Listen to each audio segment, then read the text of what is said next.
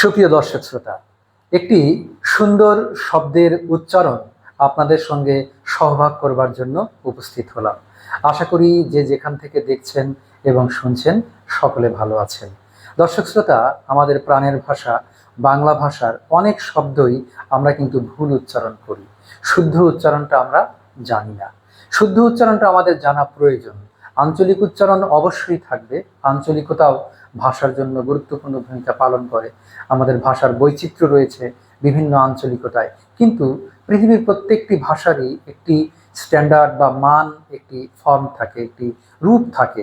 সেই রূপটার সঙ্গে কিন্তু আমাদের পরিচিত হওয়া দরকার। সেই কারণে আজ এই গুরুত্বপূর্ণ শব্দটি আপনাদের সামনে তুলে ধরার চেষ্টা করছি।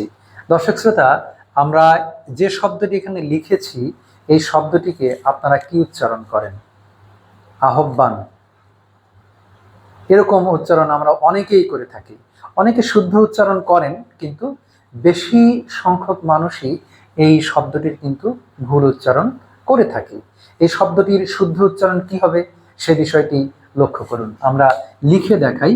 এই শব্দের উচ্চারণ হলো আও ভান। আও ভান, আহ্বান নয়। তাহলে এই শব্দের ব্যবহারে আমরা সতর্ক থাকব। আজ থেকে আমরা আর আহ্বান বলবো না, আমরা বলবো আও ভান।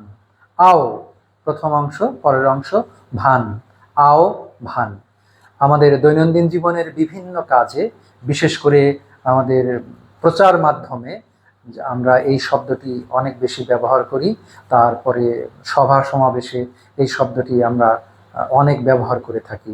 সেক্ষেত্রে আমরা সতর্ক থাকব। এর শুদ্ধ উচ্চারণ আহ্বান। দর্শক শ্রোতা, আপনাদের আহ্বান জানাচ্ছি আহ্বান শব্দের শুদ্ধ উচ্চারণ করবার জন্য। সবাই ভালো থাকবেন, সুন্দর থাকবেন।